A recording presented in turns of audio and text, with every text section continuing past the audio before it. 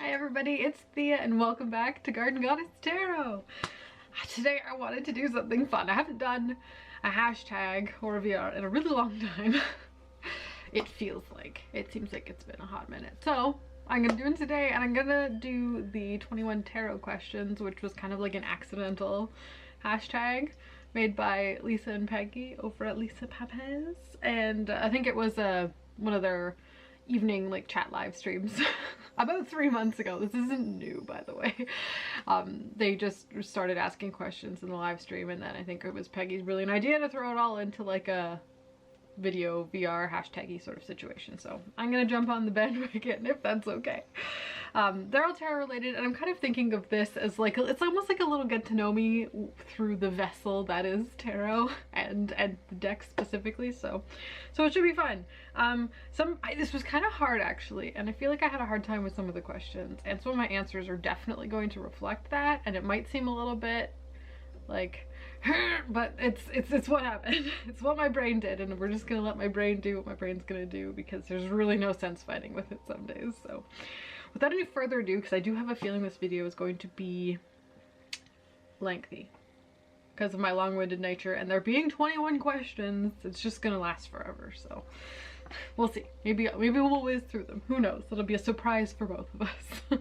So let's get into it. The first question in this 21 tarot questions hashtag is a deck that you'll have to pry out of my cold dead hands, and without any surprise to anyone, I'm pretty sure that one's gonna have to be the Hellenic Oracle. Like, in theory it's none of them because tarot's in my brain, right? It's none of them, but also the Hellenic Oracle I would clutch quite tightly to my bosom in the event that someone was trying to remove it from me. That little sucker was a lot of work. And like, in theory, I could make it again, but wouldn't want to, because I already, it's good, and it's its own little happy little Greek mythology themed package with stunning artwork, and it just, the readings I get from it are just incredible. They really are. And that's,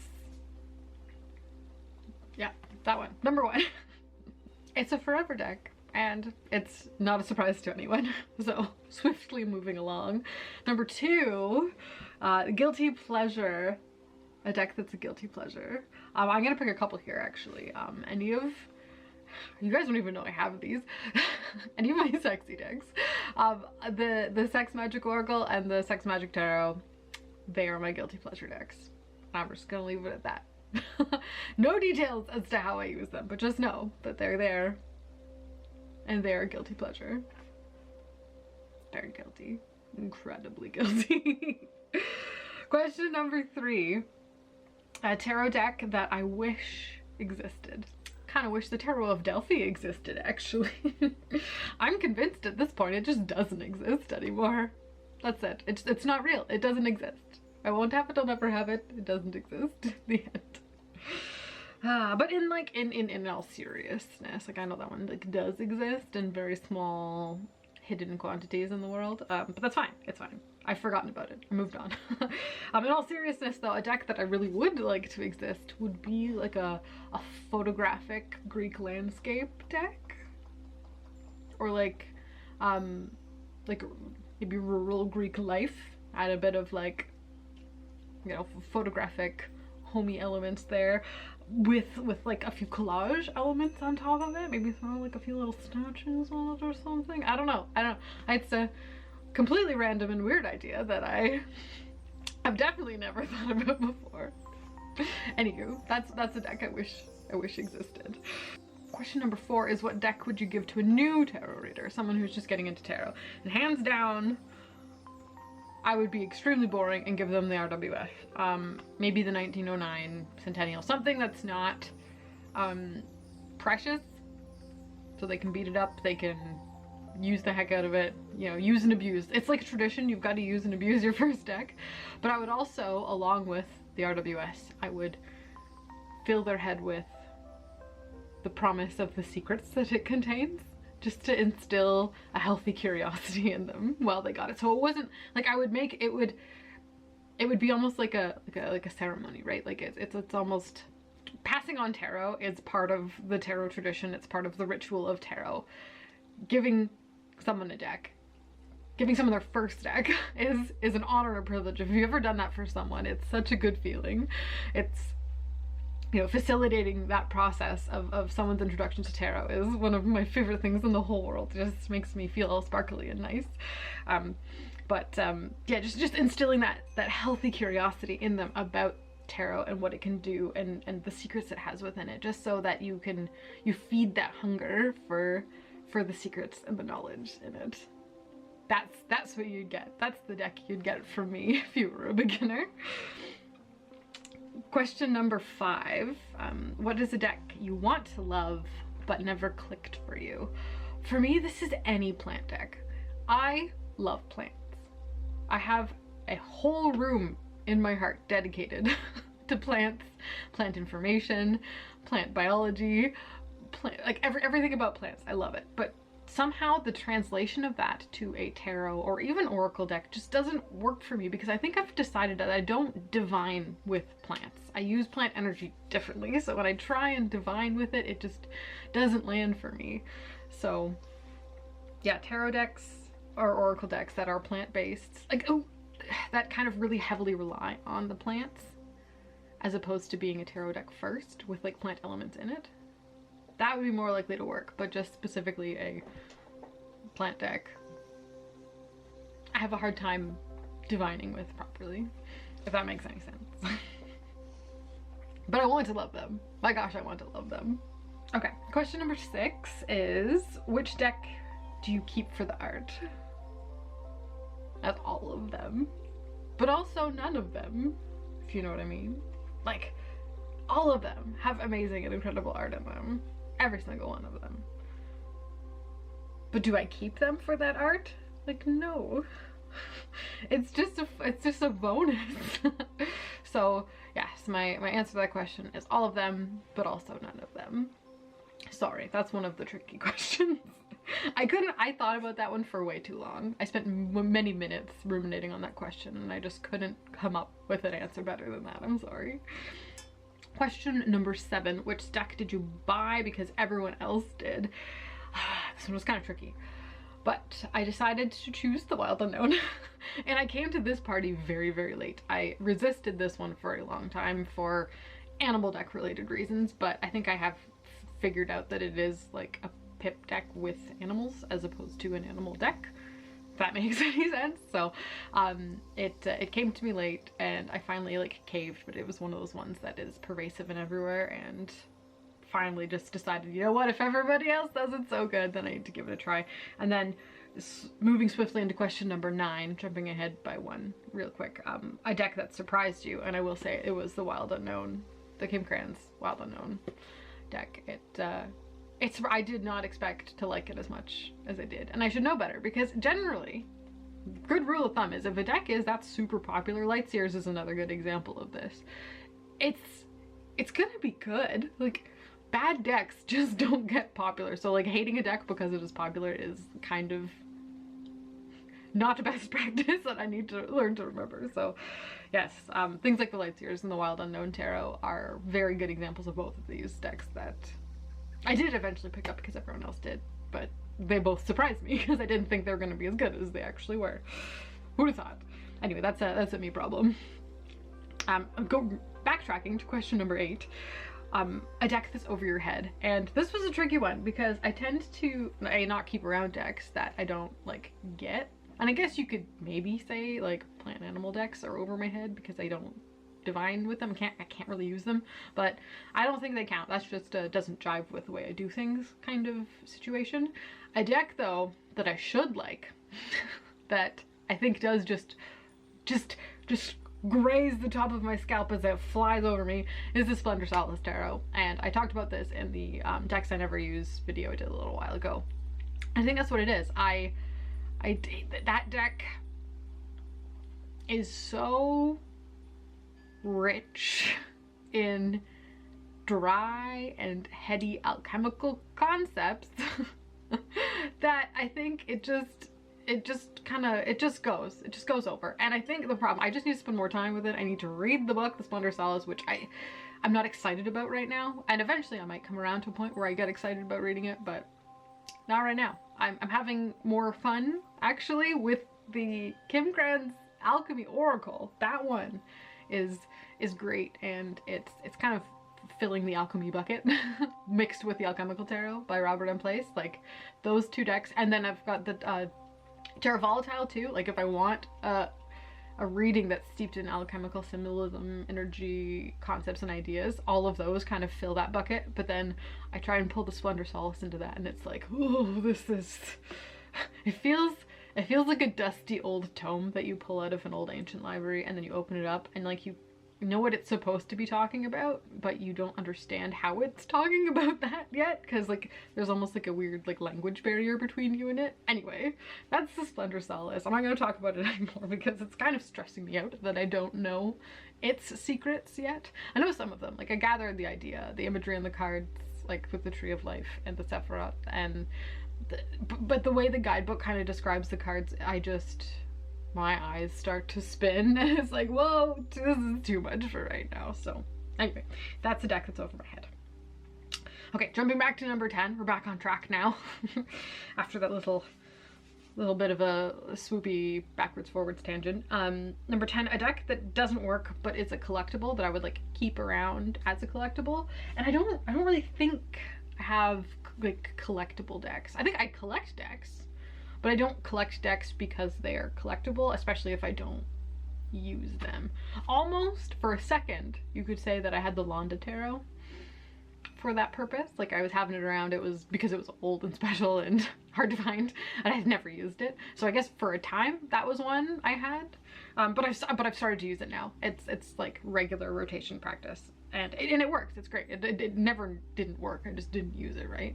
I tend to, if a deck doesn't work, it's out, because I don't want decks around that I don't use. And basically, as long as you don't mess with the system too much, if there's 78 cards, I should be able to read it. I should have no trouble reading it. I can read it surfacey anyway, right? If it has 78 cards in the tarot system, it's a tarot deck. You can read it if you know tarot. That's how it goes. So like a deck that doesn't work would be one that either like an oracle deck that kind of goes off the rails a little bit, or a tarot deck that strays from the system too much, or relies too heavily on a theme. But then again, I don't keep them just to be collectibles, what I'm kind of say. Another one that kind of maybe could fall into that category is Witch's Wisdom. It's not a collectible by any means, but it's one that because they messed with the system, reversed the major arcana, I have to rely heavily on the guidebook, so I can't pull a mountain of cards. It's kind of overwhelming and a little stressful, and I don't use that one very much. So in a way, it doesn't work. It doesn't work like a regular tarot. Like it kind of does, but it doesn't. So, but I want what I want to like it. But anyway, that's that one. Doesn't work, but it's a collectible. Number 10. Well, maybe that one is a collectible. I've got the deluxe edition, like the big one with the bag and the book. Now it's in a small one, so maybe at some point it will become a collectible. So maybe Witch's Wisdom was the right choice there. The Phyllis Curate deck. Beautiful, but it's not it. Okay, number 11, another question that kind of confused me. Favorite gilded deck.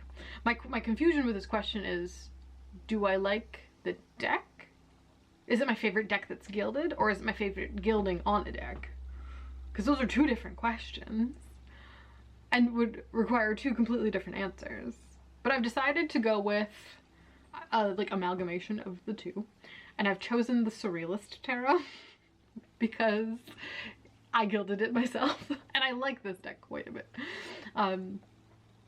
It's a bit batshit, this one, but you can still read it as a regular tarot. It's still a tarot system, but it has some fun, quick little quotey bit business, and the interpretations of the cards in the guidebook are great. Love this deck. Gorgeous low scare by one. But the point is I gilded it myself. I edged it, I guess. Not really gilded, it's not shiny, but I edged it in black and blue. Very Backstreet Boys album. A little bit of inner child work there. But anyway, it's gorgeous and stunning, and just kind of matches the whole vibe of the deck perfectly, and every time I look at it, it makes me happy. So, the Surrealist Tarot by Luigi Di Gemmarino, if I remember correctly. Oh, okay, number 12. Oh, okay, we're cracking right along. Good deck, but you hate the cardstock of. I try not to be a person who hates too much, but guys, the Pastoral Tarot, I really enjoy that deck, but US Games, that waxy, thick, hard to shuffle, hurts my hands cardstock is not good. I understand why they could think it's good. And I'm usually one to just give a pass. If a deck is good, I will overlook the failings of the cardstock every time. But with a huge publisher that is such a heavyweight in the tarot world, US Games should, I say should, I personally feel that US Games has a responsibility to make tarot decks that are more shuffleable and don't hurt your hands and don't warp funny. That's just my opinion there. So, and maybe if the deck was a bit smaller, that cardstock would work. Maybe. But anyway, that's my biggest gripe. I will put up with anything else. I will put up with rose petal. I will put up with decks that you cannot riffle shuffle. I just work around it. I'll put up with weird shaped decks. I've got a hexagon deck that I use like every day. The Luminous Void is one of the most difficult things to shuffle in the world, but I'll put up with it because it's an amazing and gorgeous deck, and it's an indie creator, and it's all part of the experience. But with a mass market publisher that puts out so many decks and wants them to be as accessible as possible, thick, hard, bad, awful, waxy, sticky cardstock is not good. And another big crime about that is that's the same cardstock they put the Centennial on. And that deck should have the best cardstock. Should it not? It's part of the reason why I've mostly switched to using the 1909 instead of the Centennial edition, because I just can't. When I'm doing readings all day long, I'm doing like 25 readings in a day. It's too much. It's too much. Anyway, that's just me being whiny there for like 2 minutes. But anyway, moving swiftly along to question number 13. What deck gives you the willies? There's only ever been one tarot deck that has given me a full body, visceral, negative experience when I looked at it. And it's this one. It gave me the willies. It gave me the full body willies. This is the Night Sun Tarot. It's a fabulous Strani deck, and it's cool, and I see it all the time, and I think, wow, that's so neat. So I ordered it, and I got it in my hands, and I was doing my own little personal walkthrough, and I could almost not get through it. And I don't know what it is about it, but it just felt bad in my hands. Something about it and me did not jive in any way whatsoever. It didn't want to be used by me. It didn't like me.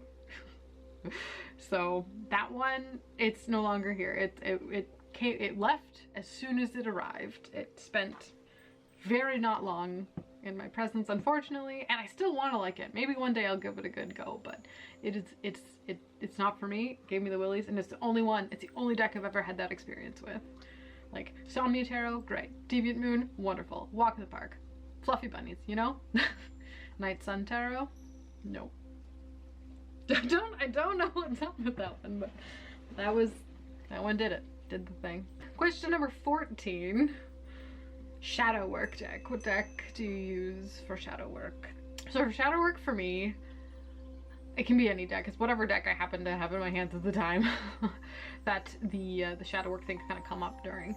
There are some oracle decks that specifically kind of gear their messages towards shadow concepts, but I kind of pull those in once I've already got into the flow. But with the tarot specifically, the only one I can really think of is the tarot that I have currently is the Tarot Oscuro, which I mentioned before that I use when I'm working with anger related things, and how I can experience anger like at all healthily instead of just shoving it down so it's not even really there, and then it like grows into this little black hole. Anyway, so we use that one occasionally for that, but like very occasionally because I don't do it very often. But I think if I really think about it, and this is another question that I sat and I thought about for way too long, for me, what would be a shadow work deck? And I think ultimately it's decks I don't actually have. Decks that I really don't like, that I've been not just not attracted to, but like actively avoid. Those kind of decks would be very good shadow work decks. So when you're thinking of a shadow work deck, thinking of one that you're like, no, that's gross. That's probably a shadow work deck. So for me, the Modern Witch, This Might Hurt, the Everyday Witch, those three would be shadow work decks for me. Like strong shadow work decks for me. if I worked with those and like worked through my disdain for them, that would be shadow work for me personally. So decks aren't necessarily like, you can do shadow work with any deck and you can use a nice dark and spooky deck for shadow work, that's fine. But I think for me, like, this might hurt tarot, that would be shadow work for me for sure. Question number 15. A tarot deck you love in theory but not in practice. I mean, kind of touched on this I think before even, but specifically I chose the Ellen Lorenzi Prince decks for these, the Dark Goddess Tarot as well as the Greek Goddess Tarot. Both of those in theory I love. I think they're so great. I think they're so beautiful. I think the information in them is valuable and valid and great and good, but when it comes to actually laying them out in a tarot spread, they just don't do what I want them to. And the uniqueness of the decks themselves are what you kind of trip over when it comes to actually trying to get a fleshed out deep reading from them in like a large spread kind of context. And I feel like those decks both work better in a more singular card at a time, as more like an oracle deck from my experience using them. So I'm gonna say those. I still have them. I want to make them work. Mind you, the Dark Goddess Tarot, I don't know if it's gonna stay. I don't know if it's gonna stay, but the Greek Goddess Tarot, I do definitely want to figure out a way to get it to work and have a more prominent place in my practice. So those ones. Question number 16. I like how we could have gone for one more question. We got 21 tarot questions. We could have done 22 and had one for each major arcana. That's just how my brain works. I see the number 21 and I think, ooh, tarot. But anyway, so this would be the tarot question, and then the full question is kind of hidden within all of them. So the tarot question is, what is the deck you would never use for someone else? There's not too many that are like out of bounds for using for someone else. There's some that I'd be like reluctant to. If anyone asked me, I probably would, but I think the deck that I'm most reluctant to use for other people is the Marielle Tarot, just because of my own personal experience with it, and I would have a hard time translating that personal experience because it's so internal and so based on my personal experience, everything I've learned, everything I know, like being able to translate the depth of those meanings to someone else by just giving them a tarot reading with that deck, they're not going to experience it the same way. So I think that's one where I would happily be like, here, use the deck yourself on your own terms in your own time, get to know it, read the guidebook all the way through. Like, it's a homework deck. But it's not one that I could just give like a quick reading with, and it would not have the same impact. Like, I could, it would just be like a regular tarot reading, but it wouldn't have the depth of experience that the way I experience the messages on the cards based on what I've been through and what I know, you know? Does that make any sense? But anyway, I guess that would be the deck that I'm most reluctant to use for other people. For sure. Especially because I've chalked it up as this great and amazing thing, which it is. And if I were to do a reading for you, you'd be like, well, that's not great and amazing. Like, I don't know, you gotta know all this other stuff. And then, so yeah. Marielle Tarot. If you're curious, give it a try. It's the winner. Okay, number 17, our star question. What is a deck that you never use for yourself? I think for me, everything's fair game. Like read me to fill. Like, I'm trying to be as open as possible. If a tarot deck wants to be read for me, if I come across it in my life and it's like, hey, give her a go. What does this deck have to say for me right now? I'm open to messages at all times. So I don't think there's a deck that I would have that I would never use for me. There's some that I tend to use more in public reading settings, but it doesn't make them like right off for me. Like, it's a tarot deck. It can read for me if it wants. That's just my opinion there. Question number 18. A deck you could not bring yourself to buy. This one was tricky. Because as I said, I'm very open to tarot decks. So I guess I'm springboarding off that last question where I said any deck is wide open. I've been reluctant though to kind of buy these two decks. And I kind of want them. That's the thing, is I kind of want them, but there's like a little niggle in my brain that's saying like, maybe hold off for right now, or now's not the right time. I don't know, there's something that's holding me back from them. One of them's a collage deck. It's an indie collage deck and it's amazing. It's beautiful, but right now it just doesn't quite jive with me where I am at the moment, and that's the Telesma Tarot. It's beautiful. I see it around a lot. I hear great things from everybody. You know, it's wonderful, but I just really don't think it's for me right now. I don't. I don't know what it is, but not right now. So maybe eventually, maybe there's a time in the future, but not right now. And the other one is the Herbal Astrology deck, and that one it looks beautiful, mass market. I see it everywhere around. People are loving it, but again, it's that plant deck problem. But I was thinking maybe, well, I'm like, oh, if it's got the astrology layer, then that will kind of help with the plant business. But I've heard also that the astrology layer of it isn't very prominent. It's not as integral a part of it as it's more of just like a plant deck that has some planetary associations to it. So I don't know. If you have that deck and you love it, let me know down below what you think. I'm still very open to like hearing people's experiences with this one because I'm still mildly curious about it, but I just haven't bought it, and something always stops me because I think it's the, oh no, it's a plant deck. But it does have some very unique plants in it, but again, it's very limited. Like, I would be like, where's this plant? Where's that plant? How do you make a plant deck without this plant? Or this is not how I experience this plant, you know? Like, I have very personal experiences with them, so it's tricky. It's very tricky. So anyway, let me know on that one. And the Telesma too. Opening up the space for comments on the Telesma Tarot and the Herbal Astrology Oracle. Very curious about those. Question number 19, our sun question. What's your favorite pip deck? And ooh, this one was kind of tricky. But it came to me pretty quickly. I picked the Cosmic Tribe Tarot, and it's not fully pip. It's more like a soft scenic, like we've said. But I love it. It's great. It's a little like soft thoughts. It's fun, it's whimsical, it's full of jovial nakedness and rawness and beauty, and it's fantastic, and I love it. So, Cosmic Tribe deck. Picks number 19. Question number 20. Which deck slaps you with the truth? One that is a bit rough and abrasive with its information. I think ultimately, immediately I just thought, well, whatever deck's in my hands when I'm ready and open to that truth, when I'm ready to hear that message, whatever deck I've got with me at the time is going to be the one that slaps me with the truth. But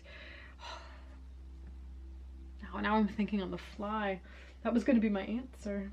Oracles are funny because oracles don't have that system that tarot does. They're more specific, and I find the act of choosing an oracle deck to use is like part of the oracle experience, even because you kind of know that they have a theme. Like if you know, for example, that the Lantern Oracle has shadowy prompts in it, you're gonna pick it knowing that. You're not just gonna like, oh, this is a, you know, generic oracle deck, let's see what comes up. Like, you know that whatever comes out of that choice is going to be shadow related. Like you're kind of picking a theme, you're picking an archetype or a genre, or like you kind of know what you're getting into going into it. But when you're using a tarot deck of the 78 cards of the system of tarot, like it could be anything that comes up. That's why tarot is so magical and wonderful, and you're kind of really relying on that as being a mirror. Whereas I think tarot is a mirror. Tarot is a clear mirror. You're looking at you, right?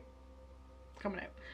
An oracle deck is a mirror though that has stuff written on it already. So like you're looking at you, but you're looking at it through this pre-chosen like film or layer or art, like symbols and depictions that are already there, right? Does that make sense? Anywho. So I guess a deck that slaps me with the truth is any tarot deck, or I don't know, like the Reclaim Oracle is pretty abusive. And Andy's Feel Your Chakras deck, Oracle. Like both of those are oracles, and they're chosen, they have a theme, they have a specific context with which they exist, but they both are good and diverse in positive, negative, light, shadow, etc., etc. They will slap you with the truth. Both of them. Abrupt and blunt at the same time. So I guess those two. I'm gonna say those two. But like any tarot deck or those two. That's my pick. Okay, that was a bit rough. That was a bit stumbly, but we got there. And last but not least, our world question. The deck that got away, number 21. Other than the Tarot of Delphi, which which doesn't exist. We touched on this earlier, doesn't exist. A deck that got away for me is the Road to Nowhere Oracle by Spirit Speak. It got away. It got away when I wasn't looking. Got away when I didn't know it was there yet. One day. It'll show up. It'll show up at some point. And then it'll be right then, but for now, just know that's the one. It's the one that got away. It's beautiful. Amazing keywords. Collage deck of awesome. But yeah. Anywho, those are my 21 tarot questions. I hope it's been useful. I've shown a few decks. Shown a lot of them I don't even have actually, but there'll be pictorial references. But mostly it's like a get to know you, right? A little bit more about me and the way I think and the way I practice tarot and use tarot. So, a fun time. Thanks so much for being here. I really appreciate it, and I will see all you fine people in my next video.